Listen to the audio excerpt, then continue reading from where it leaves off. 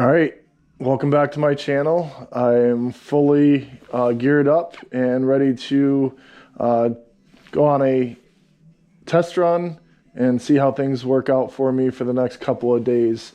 I do have a full winter pack with food, water, and extra fuel at this point. So I am going to go through that in just a second, but wanted to show you my setup. So I do have the GoPro attached to my shoulder strap. My phone will be in my pocket or in one of my hip belt pockets, and I can control that GoPro through my phone, so I won't have to mess around with the shoulder strap or getting that on or off.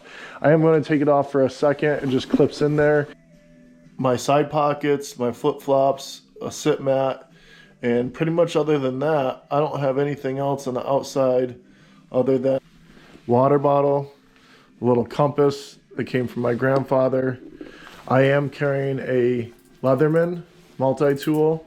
That'll cover a lot of needs, anywhere from fingernail clippers to scissors to a knife if I need it, screwdriver for my trekking poles I've already had to fix once, and some other things that might come in handy. Trekking poles on here as well. You can say hi to Remy if you like over there in the corner. And then I have my tent stakes and my water bottle in the outside pocket there.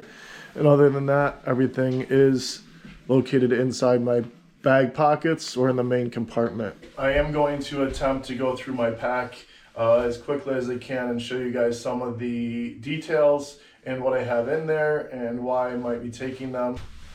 So some of the gear that I have on it currently, right now I have the Rab 2.0, I believe it's Downpour rain jacket.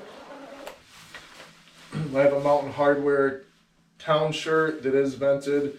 I can use this hiking in warmer weather or to go to town. I do have a Nike dry fit undershirt. I have some Merriwool boxer briefs and a pair of Free Soldier hiking pants that are windproof and water resistant. So I also have Kahtoola Gaiters on and Adidas Ultra Boost hiking boots. Now these are both GoreTex and should keep my feet dry and warm.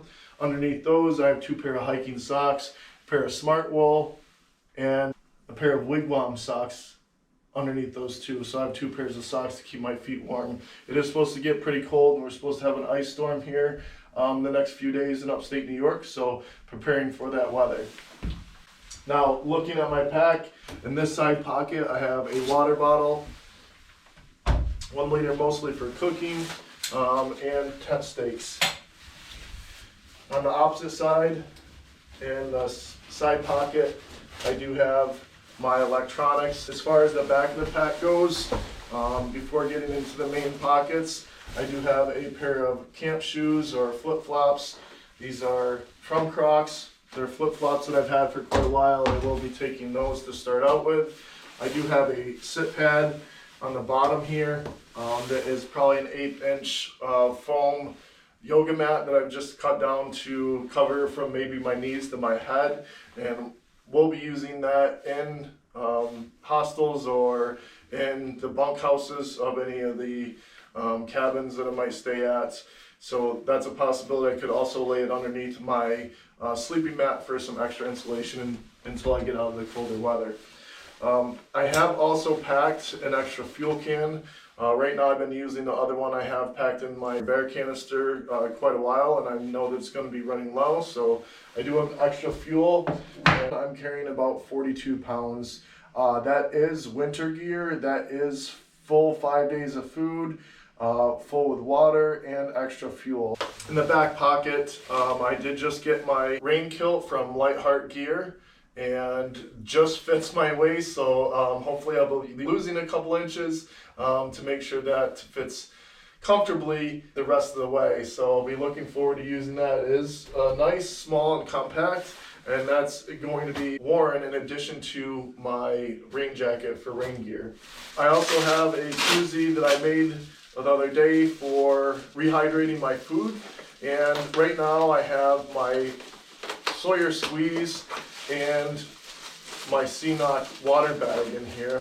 Sawyer Squeeze, CNOC water bag for filtering water. But I've also used this, like I said, for rehydrating food, and I put a little sleeve in here with a Hot Hands body warmer. It has created quite a bit of condensation, but I was wondering if I might be able to use that to keep my food even warmer, or maybe even with breakfast to heat up oatmeal or something along those lines, instead of like just a cold soak, but maybe being able to heat it up a little bit. So I'm examining how that works and doing a little trial on that. I have my med kit. I do have a large contractor's bag that I'm shoving down in the bottom. I'm going to use that for emergencies if I need to keep my whole bag dry, or if I need to maybe cover the bottom of my foot box and my sleeping bag if I'm getting a lot of condensation inside my tent. So that can come in handy in various different ways. I have 2 additional pockets that can be accessed from the outside without getting the main. On this side, I have a spoon. I do have the entire AT guide, the AWOL handbook, from 2021. I plan on taking it just to take notes. I may cut it in half and have the other half sent or mailed. Right now I know it's a couple extra ounces. And I know that these hand warmers are also a couple extra ounces, but I am taking those along with some extra sandwich bags, both the large freezer bags and the smaller ones. And this I picked up and just found it in the house the other day. It's an evap rescue pouch. It's made to help evaporate water from your electronics if you happen to drop it in water or anything like that. I just shoved it in my bag. I'm not quite sure that I would need it, so this might be something that I just toss back in the cupboard. But that's in this side pocket or back pocket, in addition to an extra water filter or water life straw water filter. And I do have my camp stove, lighter, and a windbreak in here that I've already cut down a couple panels to lighten up. So I'm not quite sure how much I'll need of that or how often I'll need it, but I do have all those things to start out with, and we'll use them as necessary. And the opposite side is my toiletries, and basically just have some bath tissues to keep myself clean. I do have an extra bag to pack those out, and then I have a trowel and my toilet paper that I'll be starting out with. So here is a Eddie Bauer Puffy, I believe it's 800 fill. And then I have my Bear canister at the very top of my pack. It is filled with at least 5 days of food. So I have 4 days with 1 day extra. So snacks, I also have snacks in here, and I also have my cook pot along with a extra fuel canister. I have some miscellaneous kind of clothes sitting at the top because I may start hiking in those. So right now I am wearing the Merriwool boxer briefs. They are a little bit long, which I like, but they also lose their shape relatively quickly and support. So do the SmartWool boxers. So I've been testing those and still considering which pair to take. I do have a pair of spider boxer briefs, and those are synthetic. They have some spandex to them, and they're nice underneath my Adidas golf shorts, which I have been wearing for years, both for golfing and teaching and just casual wear. So I've looked at a couple different pairs, including some running shorts, which I really didn't appreciate very much because they kept sliding down. So I do have a nylon belt that's almost like a seat belt type. It's a little bit thinner. It has a plastic buckle, very lightweight, holds my pants up, will hold my shorts up, fits nicely under my hip belt for my pack. So I'll be wearing those in warm weather. As long as it's cooler weather out, the pants will come in handy and nicely as well. I have considered a cold gear pack that has a 250 weight merino wool or Merriwool zip up, as well as waterproof gloves, glove liners, a beanie, and an extra pair of hiking socks. So in case of emergency or cold weather, inclement weather, in addition to what I have on or substituting for what I have on, I'll be looking into that pack.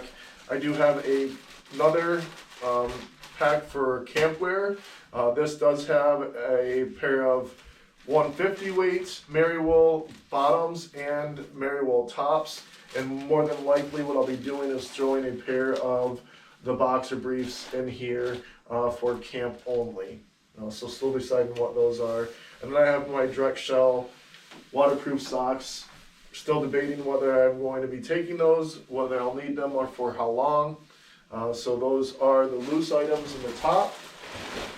I have my ZenBivy sleep system. That is a 10-degree quilt and bed system that will be used in addition to my Sea to Summit Ether Light sleeping pad. And then I have a Thermarest pillow that can pack in different ways and very comfortable inside my sleep system. So that's everything inside my bag liner.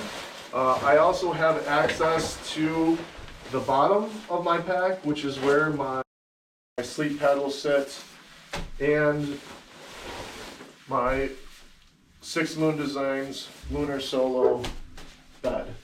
So that's everything that I have in my pack right now.